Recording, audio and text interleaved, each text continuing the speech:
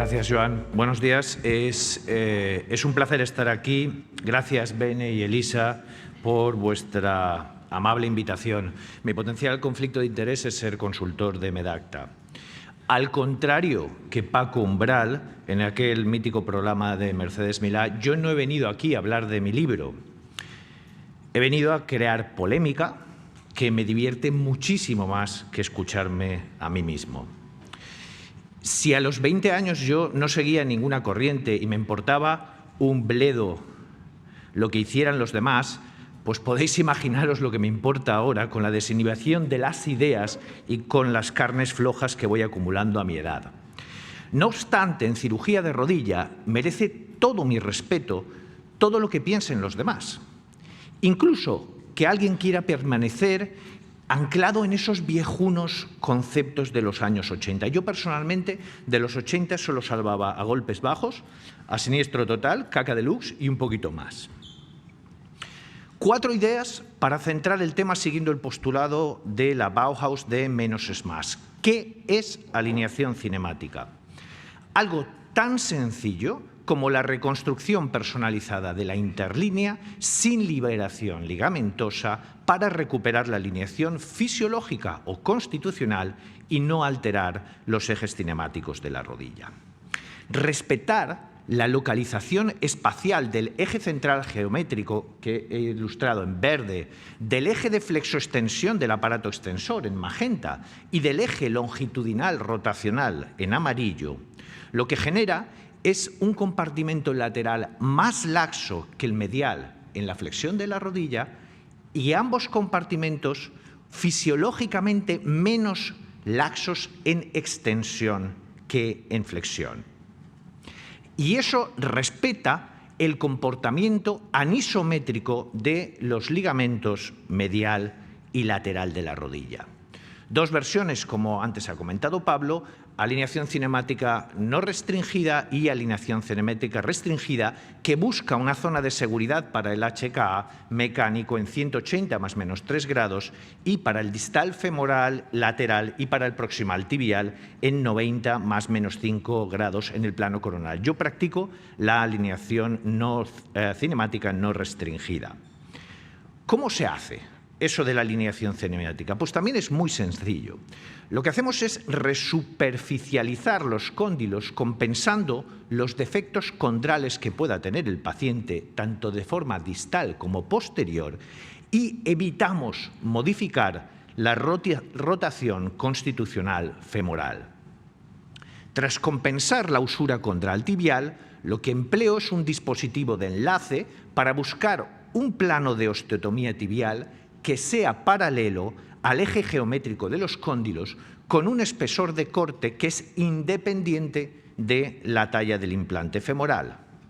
Y tengo cierto control sobre el grado de restitución del ángulo medial tibial constitucional del paciente que he medido previamente en la telemetría. Y esto, que es aparentemente sencillo, ¿por qué lo hago yo en el 90% de mis cirugías?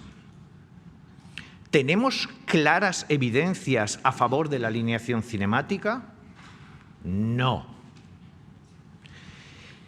Y si tuviéramos claras evidencias, no existiría ningún argumento deontológicamente sostenible para que no fuéramos todos al unísono y operáramos todos los pacientes con alineación cinemática. Y de la misma forma. Algún metaanálisis indica que sí, que la alineación cinemática supera a la mecánica, aunque con peros. Y Jamal y colaboradores publicaron el año pasado una interesantísima revisión sistemática de 18 revisiones sistemáticas y metaanálisis y concluyen que la literatura actual es inadecuada para establecer ventajas entre diferentes tipos de alineación.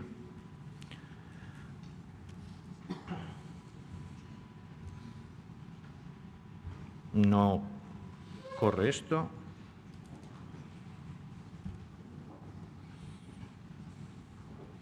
Y aquí acabo porque no corren las diapositivas. Hasta luego. Me compraré un ordenador nuevo. A ver, es que no corre. A ver si dándole aquí. Ahora.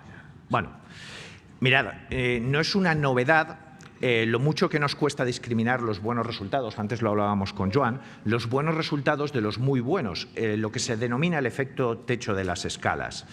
Y pese a utilizar métodos estadísticos como puedan ser las estimaciones de kernel, de las estimaciones de densidad y otros ajustes, siempre estamos enzarzados en las discusiones sobre las proms, sobre las diferencias que marcan y sobre qué es lo óptimo.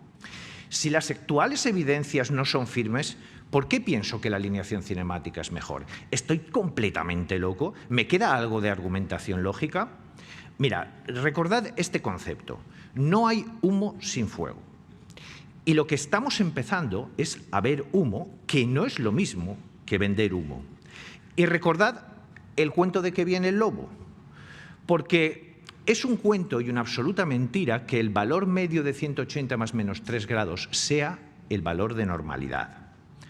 La CEPAC, como hemos comentado, para mí tiene bastantes lagunas aritméticas y es excesivamente sensible al error, pero sirve para entender que el objetivo de la alineación mecánica se ajusta a un porcentaje muy escaso de la población. Es un cuento, es una mentira que mantener una oblicuidad de la interlínea tras la cirugía sea peligroso.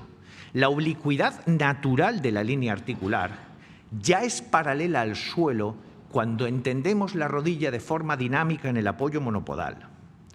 Y preservar esa oblicuidad nativa de la interlínea optimiza las cargas compresivas, al contrario de lo que hablábamos antes, Joan, optimiza las cargas compresivas de ambos compartimentos femorotibiales.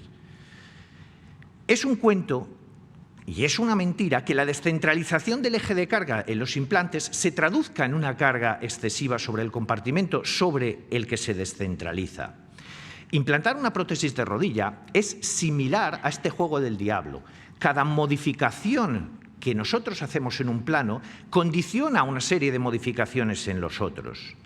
Y no podemos ignorar las diferencias entre los compartimentos en lo que respecta a las facetas de flexión y extensión, en sus relaciones entre sí y con los complejos ligamentosos, condicionando ese comportamiento tan importante que antes os comentaba, el comportamiento asimétrico y anisométrico en extensión y flexión que solo recupera la alineación cinemática. Se sigue argumentando una resección medida de 3 grados de una rotación externa femoral que es un valor medio de un ángulo tibial mecánico que infrarrepresenta hasta un 90% de las tibias y que crea un desequilibrio de resección muchas veces superior a 3 milímetros.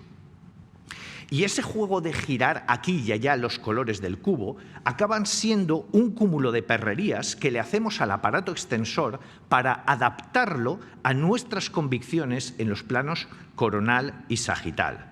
Podemos hacer caso a los estudios favorables a la alineación cinemática respecto al aparato extensor o seguir ignorándolos. Yo seguiré respetando siempre, por supuesto, todas las opciones. La mía es la alineación cinemática no restringida.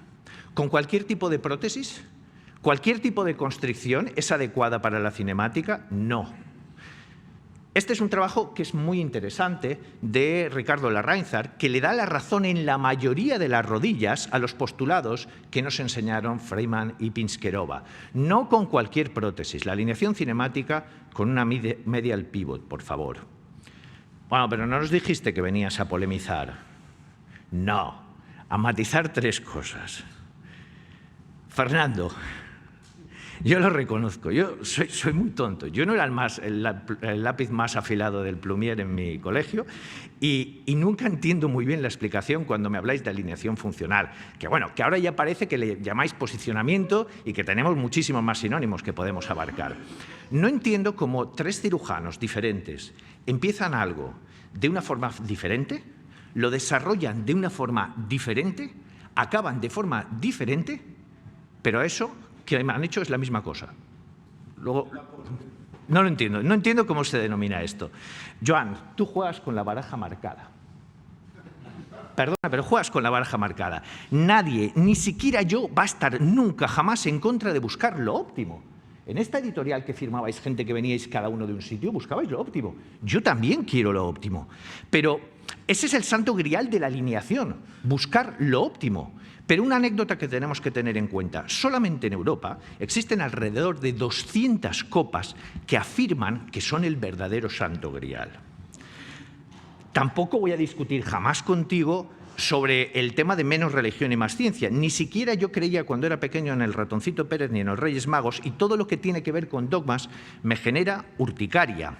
Llevo más de 15 años buscando un modelo matemático predictivo y lo hago desde una base científica y basada en una argumentación lógica, como muchísimos de vosotros. Ni soy de religión, ni soy de apostar, pero no me importaría apostar a que ese modelo basado en las matemáticas estará muy cerca de los principios de la alineación cinemática. Don Francisco, nada más lejos de mí que ser tecnofóbico. Hace 1000 años, cuando era cosa de gente rara, yo trabajaba con navegadores. He trabajado con sistemas de PSI. He trabajado con realidad aumentada con cámaras ópticas. He trabajado con sensores compactos de infrarrojos. Y no solo don Francisco, también Pablo, también Joan. Hoy en día yo sigo opinando que la robótica es más una moda que una necesidad. Tú hablarás de realidad, yo digo necesidad, y que tiene una enorme influencia de aspectos diferentes a los clínicos. Pero fijaos que estas dos afirmaciones me han acompañado desde hace muchos años y me siguen acompañando siempre. Y es probable que con el tiempo cambie de opinión respecto a todo lo que os he contado hoy. A día de hoy, mi actual opción, sin duda alguna, es la alineación cinemática muy restringida. Muchas gracias por vuestro tiempo y por vuestra atención.